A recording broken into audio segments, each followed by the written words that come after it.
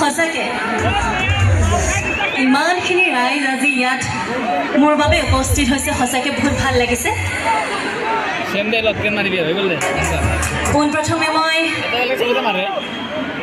উলুবাৰী উচ্চ মাধ্যমিক বিদ্যালয়ৰ সোণালী জয়ন্তী বৰ্ষ উদযাপন সমিতিৰ প্ৰত্যেকজন সদস্যকে বহুত বহুত ধন্যবাদ জ্ঞাপন কৰিছোঁ।